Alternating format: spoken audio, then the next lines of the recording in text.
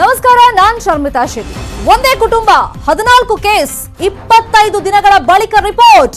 25 ದಿನದಲ್ಲಿ ಯಾರಿಗೆಲ್ಲ ಅಂಟಿದೆ ಸೋಂಕು? ಇದು 25 ದಿನ 250 ಟೆನ್ಷನ್.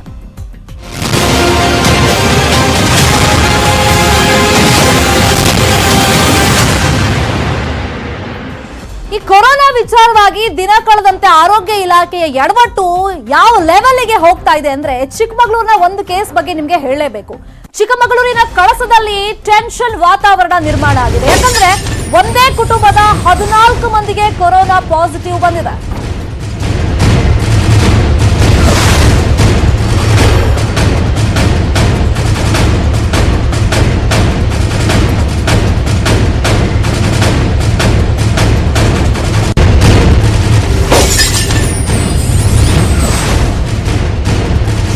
ಕಳಸದಲ್ಲಿ ಒಂದು ಜಾಯಿಂಟ್ ಫ್ಯಾಮಿಲಿ ಇದೆ.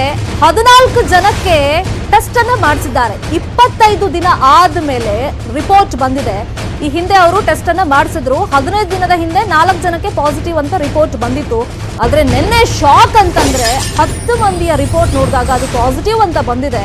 ಒಂದು ರಿಪೋರ್ಟ್ ಬರಕ್ಕೆ ಹಂಗಾದ್ರೆ 25 ದಿನ ಬೇಕಾ? 25 ದಿನ ಆದ್ಮೇಲೆ 10 ಜನರ ವರದಿ ಬಂದಿದ್ದೆ ತಡ.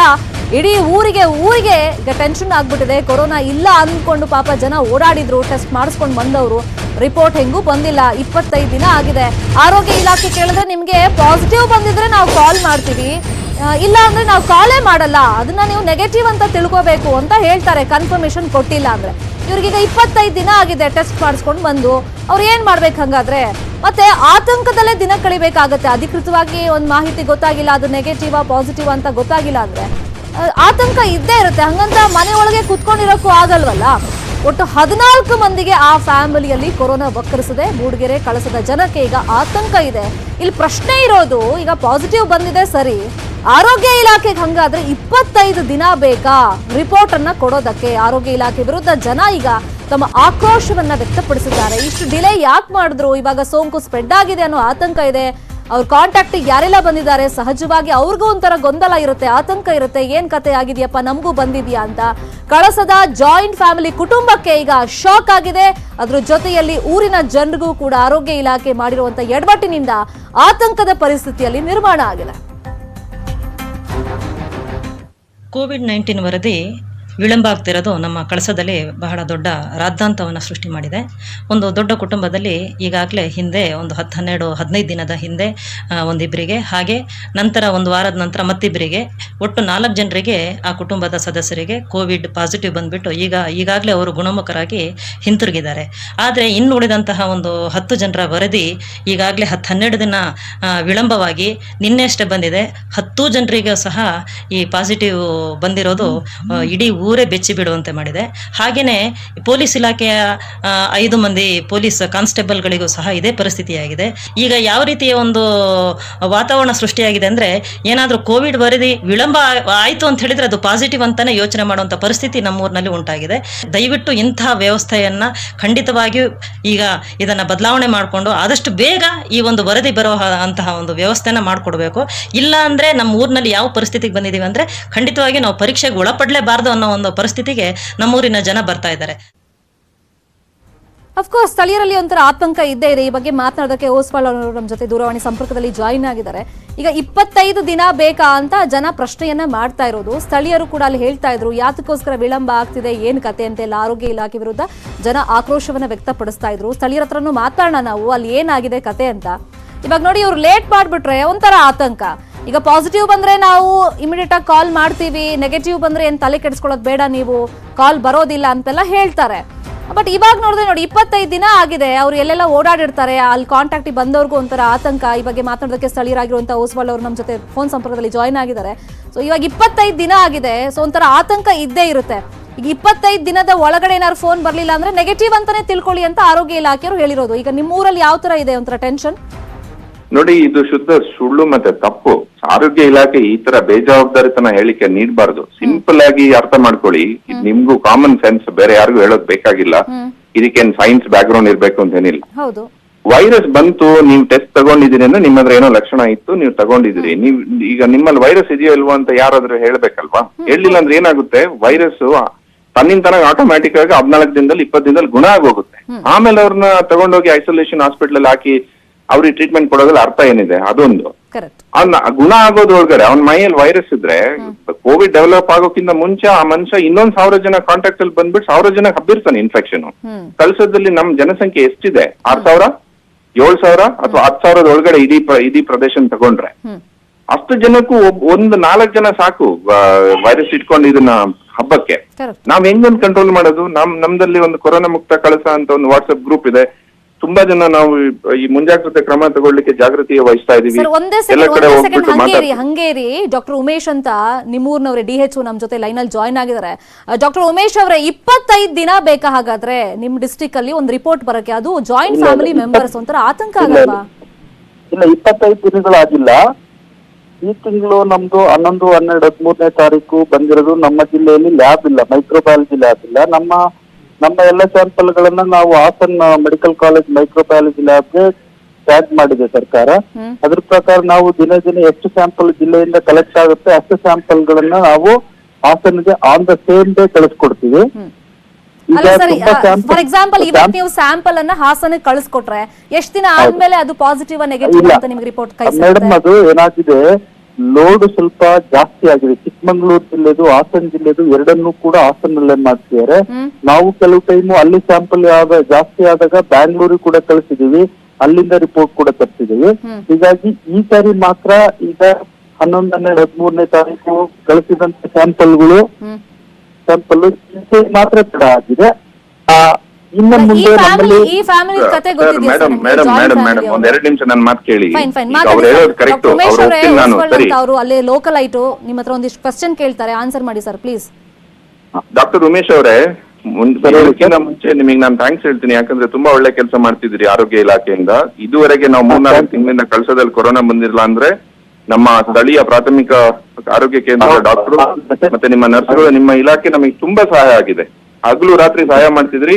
ನಿಮ್ಗೊಂದು ದೊಡ್ಡ ಸಲಾಂ. ನಿಮ್ಮ ಹತ್ರ ಕ್ವೆಶ್ಚನ್ ಕೇಳಕ್ಕೆ ನನಗೆ ಮುಜುಗರ ಆಗ್ತಿದೆ, ಆದ್ರೂ ನಾನು ಕೇಳಲೇಬೇಕು. ಯಾಕಂದ್ರೆ ನಿಮ್ಮ ಮೂಲಕ ನಾನು ಸರ್ಕಾರಕ್ಕೆ ಕೇಳ್ತಾ ಇದ್ದೀನಿ, ಒಂದು ಟೆಸ್ಟ್ ಮಾಡ್ಲಿಕ್ಕೆ ನಿಮ್ಗೆ ಒಂದು ಟೆಸ್ಟ್ ರಿಪೋರ್ಟ್ ಕೊಡ್ಲಿಕ್ಕೆ ಹೋಗ್ಲಿ 20 ದಿನಗಳು ಮಾತು ಬೇಡ, 14 ದಿನ ಬೇಕಾ, 13 ದಿನ ಬೇಕಾ? ಯಾಕಂದ್ರೆ ನೀವು ಟೆಸ್ಟ್ ಮಾಡೋಕ್ಕಿಂತ ಸರ್ ನಾನು ಕಂಪ್ಲೀಟ್ ಮಾಡ್ತೀನಿ, ಆಮೇಲೆ ಮಾತಾಡಿ. ಯಾಕಂದ್ರೆ ನಾನು ನಿಮ್ಮನ್ನು ದೂರ್ತಾ ಇಲ್ಲ. ಇಲ್ಲಿ ಚಿಕ್ಕಮಗಳೂರಿನಲ್ಲಿ ಒಂದು ಲ್ಯಾಬ್ ಯಾಕಿಲ್ಲ?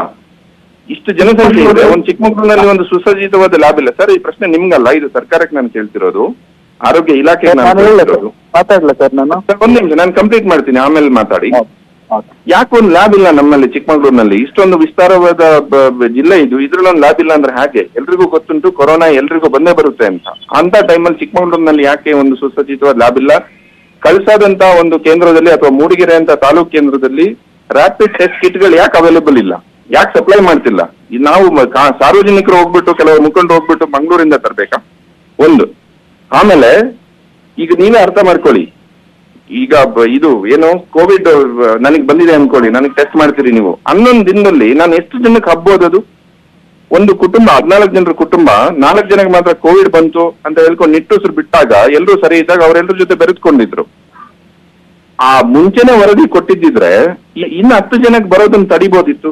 ಅಥವಾ ಈಗ ಯಾರಿಗೂ ಗೊತ್ತಿಲ್ಲ ಕಳ್ಸೋದಲ್ಲಿ. ನನಗೇನ್ ಹೆದರಿಕೆ ಅಂದ್ರೆ, ನಮ್ಮ ಸಾರ್ವಜನಿಕರಿಗೆ ಏನ್ ಹೆದರಿಕೆ ಅಂದ್ರೆ, ಈ 10 ಜನರಿಂದ ಕುಟುಂಬದಲ್ಲಿ ಅವರ ಮಾನಸಿಕ ಒತ್ತಡ, ಅವ್ರಿಗೆ ಬಂದಿರೋ ಹಿಂಸೆ, ಅದನ್ನ ಸಪ್ರೇಟ್ ಆಗಿ ಇಡುವ. ಈಗ ಒಂದು ಆಗಿದೆ, ಅನುಭವಿಸ್ತಿದ್ದಾರೆ ಅವರು. ಪಾಪ ನಮ್ಗೆ ನಮ್ಮ ಅನುಕಂಪ ಅವ್ರ ಜೊತೆ ಇದೆ. ಈ 10 ಜನರಿಂದ ಕಳ್ಸೋದಲ್ಲಿ ಇನ್ನಷ್ಟು ಜನಕ್ಕೆ ಹಬ್ಬಿದೆ, ಯಾರಿಗ್ ಗೊತ್ತುಂಟು? ಇಂಥ ಒಂದು ಮುಂಜಾಗ್ರತೆ ಕ್ರಮ ಯಾಕೆ ತಗೊಳ್ತಿಲ್ಲ ಸರ್ಕಾರ? ರ್ಯಾಪಿಡ್ ಟೆಸ್ಟ್ ಕಿಟ್ಗಳನ್ನ ಯಾಕೆ ಕೊಡ್ತಿಲ್ಲ? ಯಾಕೆ ಇದ್ರ ಬಗ್ಗೆ ಎಚ್ಚೆತ್ಕೊಳ್ತಿಲ್ಲ? ಸುಮ್ನೆ ಆಯ್ತು 10 ದಿನ ತಗೊಳ್ತಿದ್ವಿ, 11 ದಿನ ತಗೊಳ್ತಿದ್ವಿ ಅಂತ ಅಷ್ಟು ಸುಲಭವಾಗಿ ಮಾತಾಡ್ತಿರಲ್ಲ, ಇದು ಸರಿನಾ? ಮಾತಾಡಲ್ಲ ಸರ್ ನನಗ? ಹೇಳಿ ಸರ್, ಹೇಳಿ. ಒಂದು ಮೊದಲನೇದಾಗಿ ನೀವು ಕೇಳಿದ ಪ್ರಶ್ನೆ, ಚಿಕ್ಕಮಗಳೂರು ಜಿಲ್ಲೆಯಲ್ಲಿ ಲ್ಯಾಬ್ ಯಾಕೆ ಶುರುವಾಗಿಲ್ಲ? ಇದನ್ನ ಕೊರೋನಾ, ಚಿಕ್ಕಮಗಳೂರು ಜಿಲ್ಲೆಯಲ್ಲಿ ಮೆಡಿಕಲ್ ಕಾಲೇಜು ಇಲ್ಲ, ಡಿಸ್ಟ್ರಿಕ್ಟ್ ಹಾಸ್ಪಿಟಲ್ ಇರೋ ಕಡೆ ಮೆಡಿಕಲ್ ಕಾಲೇಜು ಯಾವ ಜಿಲ್ಲೆಗಳಿಲ್ಲ ಅಲ್ಲಿ ಮೈಕ್ರೋಬಯಾಲಜಿ ಲ್ಯಾಬ್ ಇಲ್ಲಿ ತನಕ ಸ್ಟಾರ್ಟ್ ಆಗಿದ್ದಿಲ್ಲ. ಬಟ್ ಈಗ ನಮ್ಮ ಚಿಕ್ಕಮಗಳೂರು ಜಿಲ್ಲೆಯಲ್ಲಿ ಏನು ಕೊರೋನಾ COVID-19 ಸ್ಟಾರ್ಟ್ ಆಯ್ತು, ಆಗಿಂದ ಕೂಡ ನಮ್ಮ ಮಾನ್ಯ ಉಸ್ತುವಾರಿ ಸಚಿವರು ಮತ್ತು ಜಿಲ್ಲಾಧಿಕಾರಿಗಳು, ಜಿಲ್ಲಾಡಳಿತ ಎಲ್ಲ ಕ್ರಮ ತಗೊಂಡು ಎಷ್ಟು ಬೇಗ ಆಗ್ಬೇಕು ಅಷ್ಟು ಬೇಗ ಮೈಕ್ರೋಬಯಾಲಜಿ ಲ್ಯಾಬ್ ನ ಶುರು ಮಾಡಕ್ಕೆ ಎಲ್ಲ ತರದ ಕ್ರಮ ತಗೊಂಡಿದೆ. ಆದ್ರೂ ಕೂಡ ಈ ಏನು ಯಂತ್ರೋಪಕರಣಗಳು ಬರಬೇಕು, ವಿದೇಶದಿಂದ ಬರಬೇಕಾಗಿದ್ರಿಂದ ಸ್ವಲ್ಪ ತಡ ಆಯ್ತು. ಈಗ ನಮ್ಮ ಮೈಕ್ರೋಬಯಾಲಜಿ ಲ್ಯಾಬ್ ಸೆಟ್ ಆಗಿದೆ. ಆಲ್ರೆಡಿ ಸ್ಯಾಂಪಲ್ ಟ್ರಯಲ್ ನಡೀತಾ ಇದೆ. ಈಗ ನಾವು ಟ್ರಯಲ್ ಸ್ಯಾಂಪಲ್ ಗಳನ್ನ ಹಾಕಿ ಅದನ್ನ ಕ್ರಾಸ್ ಚೆಕ್ ಕಳಿಸಿ ಅದು ಅದು 1-2 ದಿನದಲ್ಲಿ ಬರುತ್ತೆ. ನಮ್ಮ ಮೈಕ್ರೋಬಯಾಲಜಿ ಲ್ಯಾಬ್ ನಮ್ಮ ಚಿಕ್ಕಮಂಗ್ಳೂರಲ್ಲಿ ಪ್ರಾರಂಭ ಮಾಡುತ್ತಿದ್ದೇವೆ ಶಾರ್ಟ್ಲಿ. ಅವತ್ತಿನ ಸ್ಯಾಂಪಲ್ ಗಳನ್ನ ಅವತ್ತೇ ಪರೀಕ್ಷೆ ಮಾಡಿ ರಿಪೋರ್ಟ್ ಕೊಡೋ ವ್ಯವಸ್ಥೆ ಆಗುತ್ತೆ. ಇದು ಮೈಕ್ರೋಬಯಾಲಜಿ ಲ್ಯಾಬ್ ಎಷ್ಟು ದಿನ ಬೇಕಾಗುತ್ತೆ ಸರ್ ಅದಕ್ಕೆ? ಒಂದು ಅಂದಾಜು ಎಷ್ಟು ದಿನ? ಆಲ್ರೆಡಿ ಇವತ್ತು ಟ್ರಯಲ್ ಸ್ಯಾಂಪಲ್ ನಡೆಸ್ತಾ ಇದೀವಿ ಮೇಡಮ್. ನಾವು ವೆರಿ ಗುಡ್ ಟ್ರಯಲ್ ಸ್ಯಾಂಪಲ್ ನಡೆಸ್ತಾ ಇದೀವಿ. ಸರ್, ಮತ್ತೊಂದು ವಿಚಾರ, ಇವಾಗ ಈ ಒಂದೇ ಫ್ಯಾಮಿಲಿ 14 ಜನಕ್ಕೆ ಪಾಸಿಟಿವ್ ಬಂದಿದೆಯಲ್ಲ, ಸೊ ಅವ್ರ ಜೊತೆ ಯಾರೆಲ್ಲ ಕಾಂಟ್ಯಾಕ್ಟ್ ಬಂದಿದ್ದಾರೆ ಅವ್ರನ್ನ ಟ್ರೇಸ್ ಔಟ್ ಮಾಡಿ ಅಟ್ಲೀಸ್ಟ್ ಕ್ವಾರಂಟೈನ್ ಇರಕ್ಕೆ ಏನಾದ್ರು ಜಿಲ್ಲಾಡಳಿತ ಅಥವಾ ನಿಮ್ಮ ಇಲಾಖೆಯಿಂದ ಹೇಳಿದೀರಾ? ಹೇಳ್ತೀನಿ ಮೇಡಮ್. ನಮ್ಮ ಮಾನ್ಯ ಉಸ್ತುವಾರಿ ಸಚಿವರು ಜಿಲ್ಲಾಧಿಕಾರಿಗಳು ಲ್ಯಾಬ್ ಸ್ಥಾಪನೆ ಬಗ್ಗೆ ತುಂಬಾ ಕಾಳಜಿ ವಹಿಸಿ ಎಷ್ಟು ಬೇಗ ಅಷ್ಟು ಬೇಗ ಮಾಡ್ಬೇಕಂತ ತುಂಬಾ ಮುತುವರ್ಜಿ ತಗೊಂಡು ಮಾಡಿದ್ದಾರೆ. ಅದು ಶುರುವಾಗಿದೆ. ಅದು ಇಶ್ಯೂ ಇಲ್ಲ ಮೇಡಮ್, ಇನ್ನು ಸರಿಯಾಗುತ್ತೆ. ಸರ್, ಈ ಫ್ಯಾಮಿಲಿ ಬಗ್ಗೆ ನಾನು ಕೇಳಿದ್ದು, ಯಾರು ಕಾಂಟ್ಯಾಕ್ಟ್ ಬಂದಿರ ಅವ್ರನ್ನ ಟ್ರೇಸ್ ಔಟ್ ಮಾಡಿ ಕ್ವಾರಂಟೈನ್ ಮಾಡಕ್ಕೆ ಹೇಳಿದ್ರಾ? ಮೇಡಮ್ ಏನಾಯ್ತು ನಾವು ಸ್ಯಾಂಪಲ್ ಕೊಟ್ಟವ್ರನ್ನ ನೀವು ಅಂಟಿಲ್ ರಿಪೋರ್ಟ್ ಬರೋ ತನಕ ನೀವು ಹೋಮ್ ಕ್ವಾರಂಟೈನ್ ಎಲ್ಲ ಇರ್ಬೇಕಂತ ಸ್ಟ್ರಿಕ್ಟ್ ಆಗಿ ಅಡ್ವೈಸ್ ಮಾಡಿದ್ದೇವೆ. ಅದನ್ನ ಅಡ್ವೈಸ್ ಮಾಡಿ ಈ ಸ್ಯಾಂಪಲ್ ಯಾವತ್ತು ತೆಗಿತಾರೆ ಅಂಟಿಲ್ ರಿಪೋರ್ಟ್ ಬರೋ ತನಕ they should be strict home quarantine. ಅವ್ರು ಯಾವುದೇ ಕಾರಣಕ್ಕೂ ಯಾರ ಸಂಪರ್ಕಕ್ಕೆ ಬರಂಗಿಲ್ಲ. ಸ್ಪ್ರೆಡ್ ಆಗೋದಕ್ಕೆ ಸ್ವಲ್ಪ ನಾವು ಬ್ರೇಕ್ ಹಾಕಬಹುದು ಅಂತ. Thank you so much. ಎಲ್ಲ ಕ್ರಮ ತಗೊಂಡಿದ್ದೀವಿ madam. Thank you so much ಮಾತಾಡೋದಕ್ಕೆ. ಥ್ಯಾಂಕ್ ಯು ಸೋ ಮಚ್ ಓಸ್ಪಲ್ ಅವರೇ ಮಾತಾಡೋದಕ್ಕೆ. ಸ್ಯಾಂಡಲ್ವುಡ್ಗೆ ಜೋಗಯ್ಯನ ಸಾರಥ್ಯ, ಸಮಸ್ಯೆಗಳಿಗೆ ಟಗರು ಗುಟುರು, ಬೆಳ್ಳಿತೆರೆಗೆ ಶಿವಣ್ಣನೇ ವಜ್ರಕಾಯ.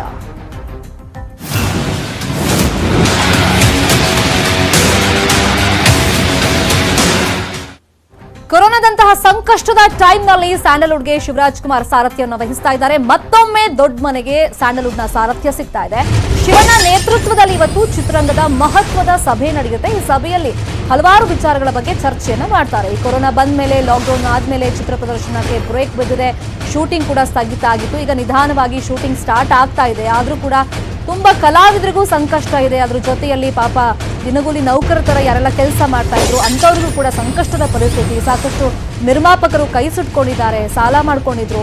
ಅಂತವರ ಪರಿಸ್ಥಿತಿ ಬಗ್ಗೆ ಈಗ ಆರ್ಥಿಕವಾಗಿ ಸರ್ಕಾರದಿಂದ ಏನ್ ನೆರವು ನಿರೀಕ್ಷೆ ಮಾಡಬಹುದು, ಏನ್ ಡಿಮ್ಯಾಂಡ್ ಇಡಬೇಕು, ಎಲ್ಲದರ ಬಗ್ಗೆ ಚರ್ಚೆ ಆಗುತ್ತೆ. ನಾಗವರದ ಶಿವಣ್ಣನ ಮನೆಯೇ ಈಗ ಸದ್ಯಕ್ಕೆ ಪವರ್ ಹೌಸ್ ಆಗಿರೋದು ಚಿತ್ರರಂಗದವರಿಗೆ. ಚಿತ್ರರಂಗದ ಸಮಸ್ಯೆಗಳೆಲ್ಲ ದೊಡ್ಡ ಮನೆಯಲ್ಲೇ ಡಾಕ್ಟರ್ ರಾಜ್ಕುಮಾರ್ ಇದ್ದಂತ ಟೈಮ್ನಲ್ಲಿ ಬಗೆಹರಿತಾ ಇದ್ರು. ಇವಾಗ ಶಿವರಾಜ್ ಕುಮಾರ್ ಅವರು ನೇತೃತ್ವವನ್ನು ವಹಿಸಿಕೊಳ್ತಾ ಇದ್ದಾರೆ. ಪ್ರತಿ ಹೋರಾಟವೂ ಈ ಹಿಂದೆ ಡಾಕ್ಟರ್ ರಾಜ್ ನೇತೃತ್ವದಲ್ಲೇ ನಡೀತಾ ಇತ್ತು. ರಾಜ್ ನಂತರ ಅಂಬರೀಷ್ ಅವರು ಚಿತ್ರರಂಗದ ಹಿರಿಯಣ್ಣ ಆಗಿದ್ರು. ಏನೇ ಸಮಸ್ಯೆಗಳು ಸವಾಲುಗಳಿದ್ರು ಕೂಡ ಅದನ್ನ ಸಾಲ್ವ್ ಮಾಡ್ತಾ ಇದ್ರು. ಈಗ ಸ್ಯಾಂಡಲ್ವುಡ್ಗೆ ಶಿವಣ್ಣನ ಲೀಡರ್ಶಿಪ್ ಸಿಗ್ತಾ ಇದೆ. ಸುದೀಪ್ ಮತ್ತೆ ದರ್ಶನ್ ಅಂತ ಸ್ಟಾರ್ ನಟರು ಕೂಡ ಶಿವರಾಜ್ ಕುಮಾರ್ ಅವರನ್ನ ಶಿವಣ್ಣ ಅಂತಲೇ ಕರೆಯೋದು. ಇನ್ನು ಕನ್ನಡ ಚಿತ್ರರಂಗಕ್ಕೆ ಅಣ್ಣನಂತೆ ಇದ್ದಾರೆ ಸದ್ಯಕ್ಕೆ ಶಿವರಾಜ್ ಕುಮಾರ್ ಅವರು. ಹಾಗಾಗಿ ಅವರ ನೇತೃತ್ವದಲ್ಲೇ ಈಗ ಕೊರೋನಾ ಸಂಕಷ್ಟದಲ್ಲಿ ಏನೆಲ್ಲ ಆಗ್ತಾ ಇದೆ ಸಭೆಯನ್ನ ಮಾಡ್ತಾರೆ. ಅದಾದ್ಮೇಲೆ ಸರ್ಕಾರಕ್ಕೆ ಅದನ್ನ ಮುಟ್ಟಿಸುವಂತ ಪ್ರಯತ್ನವನ್ನ ಶಿವಣ್ಣ ಸಾರಥ್ಯದಲ್ಲೇ ಮಾಡೋದಕ್ಕೆ ಈಗ ಚಿತ್ರರಂಗ ರೆಡಿಯಾಗಿದೆ. ಇವತ್ತು ಮಹತ್ವದ ಸಭೆ ಆಗುತ್ತೆ. ಆಲ್ರೆಡಿ ಈಗ ಏನೆಲ್ಲ ಸಭೆಯಲ್ಲಿ ಚರ್ಚೆ ಮಾಡಬೇಕು, ಯಾವ್ಯಾವ ಮುಖಂಡರನ್ನ ಕರಿಬೇಕು ಅಂತ ಒಂದು ಪ್ಲಾನ್ ಎಲ್ಲ ಆಗಿದೆ. ಈಗ ಒಂದೊಂದು ವಿಭಾಗದಲ್ಲಿ ಅಂದ್ರೆ ನಿರ್ದೇಶಕರ ವಿಭಾಗದಿಂದ ಏನ್ ಕೇಳಬೇಕು, ನಿರ್ಮಾಪಕರ ವಿಭಾಗದಿಂದ ಏನ್ ಕೇಳಬೇಕು, ಕಲಾವಿದರ ವಿಭಾಗದಿಂದ ಏನೆಲ್ಲ ಕೇಳಬೇಕು, ಫಸ್ಟ್ ಒಂದು ಲಿಸ್ಟ್ ರೆಡಿ ಮಾಡಿಕೊಂಡು ಅದಾದ್ಮೇಲೆ ಸರ್ಕಾರಕ್ಕೆ ಈ ಮನವಿಯನ್ನ ಸಲ್ಲಿಕೆ ಮಾಡ್ತಾರೆ. ಇದೇ ವಿಚಾರವಾಗಿ ಮತ್ತಷ್ಟು ಮಾಹಿತಿಯನ್ನು ಕೊಡ್ತಾರೆ. ಫೋನ್ ಸಂಪರ್ಕದಲ್ಲಿ ಜಾಯಿನ್ ಆಗಿದ್ದಾರೆ ನಮ್ಮ ಫಿಲ್ಮ್ ಬ್ಯೂರೋ ರಿಪೋರ್ಟರ್ ಆನಂದ್.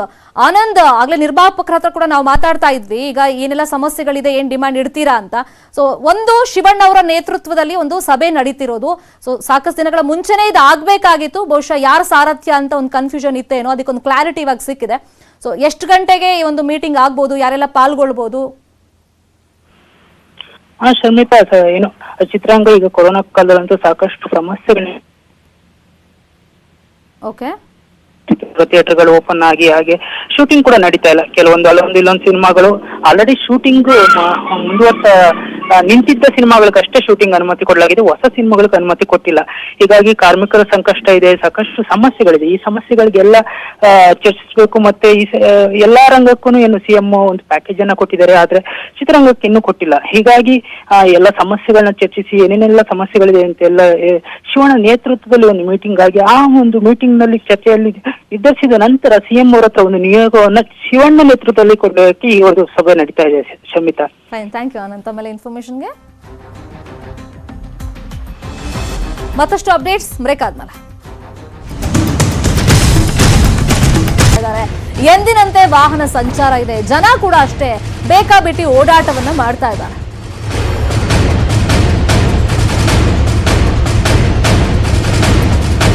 ಎಲ್ಲದಕ್ಕೂ ಈಗ ಸರ್ಕಾರ ದೂರಕ್ಕಾಗಲ್ಲ. ಸರ್ಕಾರ ಮುಂಜಾಗ್ರತಾ ಕ್ರಮ ವಹಿಸಿಕೊಂಡೇ ನೀವು ಕೆಲಸಕ್ಕೆ ಏನಾದರೂ ಇದ್ರೆ, ಎಮರ್ಜೆನ್ಸಿ ಇದ್ರೆ ಮಾತ್ರ ಹೊರಗಡೆ ಬನ್ನಿ ಅಂತ ಹೇಳಿರೋದು. ಹೊರಗಡೆ ಬಂದಂತ ಟೈಮ್ನಲ್ಲೂ ಅಷ್ಟೇ ಮಾಸ್ಕ್ ಇರಬೇಕು, ಸೋಷಿಯಲ್ ಡಿಸ್ಟೆನ್ಸ್ ಎಲ್ಲ ಮೇಂಟೈನ್ ಮಾಡಬೇಕು ಅಂತ, ಅನಗತ್ಯವಾಗಿ ಹೊರಗಡೆ ಬರಬೇಡಿ ಅಂತೆಲ್ಲ ಸರ್ಕಾರ, ಆರೋಗ್ಯ ಇಲಾಖೆ ಪದೇ ಪದೇ ಹೇಳ್ತಾ ಇದೆ. ಮತ್ತೆ ಲಾಕ್ಡೌನ್ ಮಾಡಿದ್ರೆ ನಿಮಗೆ ಮತ್ತೆ ನಿಮ್ಮ ಜೀವನಕ್ಕೆ ಸಂಕಷ್ಟ ಆಗುತ್ತೆ, ಆರ್ಥಿಕ ಪರಿಸ್ಥಿತಿ ಕುಸಿತ ಆಗುತ್ತೆ. ಸೊ ಆ ದೃಷ್ಟಿಯಿಂದ ಒಂದು ವಾರ ಲಾಕ್ಡೌನ್ ಮಾಡಿ ಮತ್ತೆ ಕಂಟಿನ್ಯೂ ಮಾಡೋದು ಬೇಡ ಅಂತ ಸರ್ಕಾರ ತೀರ್ಮಾನ ಮಾಡಿದೆ. ಮತ್ತೆ ಈಗ ಜನರಿಗೆ ಸ್ವಲ್ಪ ಅನುಕೂಲ ಆಗಲಿ ಅಂತ ಲಾಕ್ಡೌನ್ ತೆರವು ಮಾಡಿ ಅನ್ಲಾಕ್ ನಲ್ಲಿ ಸರ್ಕಾರ ಇಟ್ಟಿದ್ರು ಕೂಡ ಜನ ಮಾತ್ರ ಈ ಕೊರೋನಾಗೂ ನಮಗೂ ಸಂಬಂಧ ಇಲ್ಲ ಅನ್ನೋ ತರ ಬಿಹೇವ್ ಮಾಡ್ತಾ ಇದ್ದಾರೆ. ಹಾಗಾದ್ರೆ ಬೆಂಗಳೂರಲ್ಲಿ ಪರಿಸ್ಥಿತಿ ಹೇಗಿದೆ, ಜನರ ನಿರ್ಲಕ್ಷ್ಯ ಯಾವ ತರ ಇದೆ, ನಮ್ಮ ರಿಪೋರ್ಟರ್ ಮಂಜುನಾಥ್ ಎಕ್ಸ್ಪ್ಲೈನ್ ಮಾಡಿದ್ದಾರೆ, ನೋಡೋಣ. ಕೊರೋನಾ ಬೆಂಗಳೂರನ್ನ ಬಿಡದೆ ಕಾಡ್ತಾ ಇದೆ. ಪ್ರತಿನಿತ್ಯವೂ ಕೂಡ ಅಷ್ಟೇ ಬೆಂಗಳೂರು ನಗರದಲ್ಲಿ ಸುಮಾರು 2,000 ಪಾಸಿಟಿವ್ ಕೇಸ್ಗಳು ರಿಜಿಸ್ಟರ್ ಆಗ್ತಾನೆ ಇದೆ. ಎಲ್ಲೋ ಒಂದು ರೀತಿ ಮೊದಲಿನಲ್ಲಿ ಜನರಿಗೆ ಇದ್ದಂತಹ ಭಯ ದಿನೇ ದಿನೇ ಹೋದಂತೆ ಭಯ ದೂರವಾಗ್ತಿದೆ ಅಂತ ಅನಿಸುತ್ತೆ. ನೀವು ನೋಡ್ತಾ ಇರ್ಬೋದು ಬೆಂಗಳೂರಿನಲ್ಲಿ ಈಗ ಯಾವ ರೀತಿಯಾಗಿ ಜನರ ಓಡಾಟ ಇದೆ ಅಂತ. ಯಾಕಂದ್ರೆ ಮೊದಲು 50 ಕೇಸ್ ಬೆಂಗಳೂರಿನಲ್ಲಿ ರಿಜಿಸ್ಟರ್ ಆಗ್ತಾ ಇದೆ ಅಂತಹ ವೇಳೆಯಲ್ಲಿ ಎಲ್ಲೋ ಒಂದು ರೀತಿ ಜನ ಆತಂಕ ಹೋಗ್ತಿದ್ರು, ಭಯ ಪಡ್ತಾ ಇದ್ರು, ಮನೆಯಿಂದ ಹೊರಗಡೆ ಬರೋಕ್ಕೆ ಹೆದರ್ತಾ ಇದ್ರು. ಆದರೆ ಈಗ 2,000 ಕೇಸ್ಗಳು ಬೆಂಗಳೂರು ನಗರದಲ್ಲಿ ಪ್ರತಿನಿತ್ಯವೂ ಕೂಡ ಅಷ್ಟೇ ರಿಜಿಸ್ಟರ್ ಆಗ್ತಾ ಇದೆ. ಆದರೆ ಜನರಿಗೆ ಯಾವುದೇ ರೀತಿಯಂತಹ ಭಯ ಇಲ್ಲದೆ ಇರುವಂತಹ ಒಂದು ಸ್ಥಿತಿ ಇವತ್ತು ಬೆಂಗಳೂರಿನಲ್ಲಿ ನಿರ್ಮಾಣ ಮಾಡಿದೆ. ನೀವು ನೋಡ್ತಾ ಇರ್ಬೋದು ವೆಹಿಕಲ್ಗಳ ಮೂವ್ಮೆಂಟ್ ಬೆಂಗಳೂರು ನಗರದಲ್ಲಿ ಈಗ ಎಷ್ಟಿದೆ ಅನ್ನೋದನ್ನ. ಯಾಕಂದ್ರೆ ಇಷ್ಟು ದಿನವೂ ಕೂಡ ಅಷ್ಟೇ ಎಲ್ಲೋ ಒಂದು ರೀತಿ ವೆಹಿಕಲ್ ಮೂವ್ಮೆಂಟ್ ಕಮ್ಮಿ ಆಗ್ತಾ ಇತ್ತು. ಆದರೆ ಈಗ ಬೆಂಗಳೂರು ನಗರದಲ್ಲಿ ಸಾಕಷ್ಟು ವೆಹಿಕಲ್ ಮೂವ್ಮೆಂಟ್ ಅನ್ನ ಕೂಡ ನೀವು ಕಾಣ್ಬೋದು. ನಾನೀಗ ಟೌನ್ ಹಾಲ್ನ ಮುಂಭಾಗದಲ್ಲಿ ಇದ್ದೀನಿ. ಟೌನ್ ಹಾಲ್ನ ಮುಂಭಾಗದಲ್ಲಿ ಕೂಡ ನೀವು ನೋಡ್ತಾ ಇರ್ಬೋದು ಯಾವ ರೀತಿಯಾಗಿ ವೆಹಿಕಲ್ಗಳ ಓಡಾಟ ಆಗ್ತಿದೆ ಅನ್ನೋದಂಥದ್ದು. ಆದ್ರೆ ಈಗ ಪಾಸಿಟಿವ್ ಕೇಸ್ಗಳು ಜಾಸ್ತಿ ಆಗ್ತಾ ಇದ್ರು ಜನರ ಓಡಾಟ ಮಾತ್ರ ಕಮ್ಮಿ ಆಗ್ತಿಲ್ಲ. ಜೊತೆಗೆ ಇಷ್ಟು ದಿನ ಸಿಗ್ನಲ್ ಫ್ರೀ ಇರ್ತಾ ಇತ್ತು, ಆದ್ರೆ ಈಗ ಸಿಗ್ನಲ್ ಫ್ರೀನೂ ಕೂಡ ಇರ್ತಾ ಇಲ್ಲ. ಪ್ರತಿಯೊಂದು ಕಡೆಯೂ ಕೂಡ ಅಷ್ಟೇ ಸಿಗ್ನಲ್ಗಳು ಈಗಾಗಲೇ ಆಗ್ತಿರುವಂತದ್ದು. ನಿಜಕ್ಕೂ ಕೂಡ ಅಷ್ಟೇ, ನಿಜಕ್ಕೂ ಆಶ್ಚರ್ಯ ಅನ್ಸುತ್ತೆ. ಯಾಕಂದ್ರೆ ಕಡಿಮೆ ಇದ್ದಂತಹ ವೇಳೆಯಲ್ಲಿ ಭಯಭೀತರಾಗ್ತಿದ್ದಂತಹ ಜನರು ಈಗ ಎಲ್ಲೋ ಒಂದು ರೀತಿ ಪ್ರಕರಣಗಳು ದಿನೇ ದಿನೇ ಜಾಸ್ತಿ ಆಗ್ತಿದ್ದಂತ ವೇಳೆಯಲ್ಲಿ ಯಾಕೆ ಇಷ್ಟೊಂದು ನಿರ್ಲಕ್ಷ್ಯವನ್ನ ತೋರ್ತಿದ್ದಾರೆ, ಈ ಯಾಕೆ ಆ ಕೊರೋನಾ ಅನ್ನುವಂತಹ ಭಯ ಬೆಂಗಳೂರು ನಗರದಲ್ಲಿ ಇಲ್ವಾ ಅನ್ನುವಂಥ ಸಾಕಷ್ಟು ರೀತಿಯಾದಂತಹ ಅನುಮಾನಗಳು ಕೂಡ ಅಷ್ಟೇ ಈ ರೀತಿಯಾಗಿ ಜನರ ಓಡಾಟವನ್ನ ನೋಡ್ತಾ ಇದ್ರೆ ಗೊತ್ತಾಗುತ್ತೆ. ಒಟ್ಟಾರೆಯಾಗಿ ಬೆಂಗಳೂರಿನಲ್ಲಿ ಇಷ್ಟು ದಿನ ವೆಹಿಕಲ್ಗಳ ಮೂವ್ಮೆಂಟ್ ಕಮ್ಮಿ ಇತ್ತು, ಜನರ ಓಡಾಟ ಕಮ್ಮಿ ಇತ್ತು.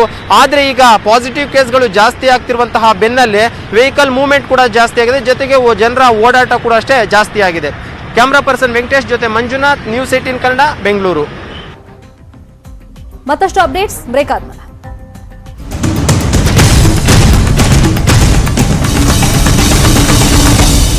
ಈ ಬಾಲ್ಯ ವಿವಾಹ ಆಗ್ತಾ ಇದೆ. ಬಹುತೇಕ ಕಡೆ ಸದ್ದಿಲ್ಲದೆ ಬಾಲ್ಯ ವಿವಾಹವನ್ನ ಪೋಷಕರು ಮಾಡ್ತಾ ಇದ್ದಾರೆ. ಹಳ್ಳಿಗಳಲ್ಲಿ ಬಡ ಕುಟುಂಬಗಳಿರ್ತಾವಲ್ಲ, ಅಂತವರು ಬಾಲ್ಯ ವಿವಾಹವನ್ನ ಮಾಡ್ತಾ ಇದ್ದಾರೆ. ಮುಂಚೆ ಎಲ್ಲ ಗೊತ್ತಾಗ್ತಾ ಇತ್ತು, ಯಾರಾದ್ರೂ ಇನ್ಫಾರ್ಮ್ ಮಾಡ್ತಾ ಇದ್ರು. ಬಟ್ ಈ ಕೊರೋನಾ ಟೈಮ್ನಲ್ಲಿ ಸದ್ದಿಲ್ಲದೆ ಇವೆಲ್ಲವೂ ನಡೀತಾ ಇದೆ. ಒಂದ್ ರೀಸನ್ನು ಖರ್ಚಿರಲ್ಲ ಅನ್ನೋದು, ಮತ್ತೊಂದು ಇವಾಗ ಮದುವೆ ಮಾಡ್ಬಿಡೋಣ, ಕೊರೋನಾ ಬೇರೆ, ಮುಂದೆ ಏನಾಗುತ್ತೆ ಅನ್ನೋ ಒಂದು ಆತಂಕದಿಂದಲೇ ಮದುವೆಯನ್ನ ಮಾಡ್ತಿದ್ದಾರೆ ಅನ್ನೋ ವಿಚಾರ ಗೊತ್ತಾಗಿದೆ. ಖುದ್ದು ವನಿತಾ ಸಹಾಯವಾಣಿಯಿಂದಲೇ ಈ ಮಾಹಿತಿಗಳು ಲಭ್ಯವಾಗಿರೋದು. ಯಾವ್ಯಾವ ಭಾಗದಲ್ಲಿ ಹೆಚ್ಚಾಗಿ ಆಗಿದೆ ಅಂತಂದ್ರೆ ತುಮಕೂರು, ಚನ್ನಪಟ್ಟಣ ಹಾಗೇನೆ ಹಾಸನ ಜಿಲ್ಲೆಯಲ್ಲಿ ಆಗಿದೆ. ಅದರ ಜೊತೆಯಲ್ಲಿ ಮಂಗಳೂರು, ಮಂಡ್ಯ ಜಿಲ್ಲೆಗಳಲ್ಲೂ ಕೂಡ ಬಾಲ್ಯ ವಿವಾಹ ಆಗಿದೆಯಂತೆ. SSLC ಹಾಗೇನೆ PUC ಫೇಲ್ ಆದಂತ ಹೆಣ್ಮಕ್ಳ ಮದುವೆಯನ್ನ ಮಾಡ್ತಾ ಇದ್ದಾರಂತೆ. ಇಲ್ಲಿ ಸಂಬಂಧಿಕರ ಮಾತು ಕೇಳಿ ಮದುವೆಯನ್ನ ಮಾಡಿಸಿದ್ದಾರೆ ಅಂತ ಗೊತ್ತಾಗಿದೆ. ಹೆತ್ತವರಿಲ್ಲದೆ ಹೆಣ್ಮಕ್ಳು ಬೆಳೆದಿರ್ತಾರಲ್ಲ, ಸೊ ಅಂಥವ್ರ ಮದುವೆಯನ್ನ ಸದ್ದಿಲ್ಲದೆ ಮಾಡಿಸಿದಾರಂತೆ. ಇನ್ನು ಕೊರೋನಾ ಟೈಮ್ನಲ್ಲಿ ಖರ್ಚು ಕೂಡ ಕಡಿಮೆ ಆಗುತ್ತೆ ಅಂತ ಹೇಳ್ಬಿಟ್ಟು ಕಡಿಮೆ ದುಡ್ಡಲ್ಲೇ ಮದುವೆಯನ್ನ ಪೋಷಕರು ಮಾಡಿದಾರಂತೆ. 2 ತಿಂಗಳಲ್ಲಿ 17 ಬಾಲ್ಯ ವಿವಾಹಗಳಿಗೆ ಬ್ರೇಕ್ ಬಿದ್ದಿದೆ ಅನ್ನೋ ವಿಚಾರ ಗೊತ್ತಾಗಿದೆ.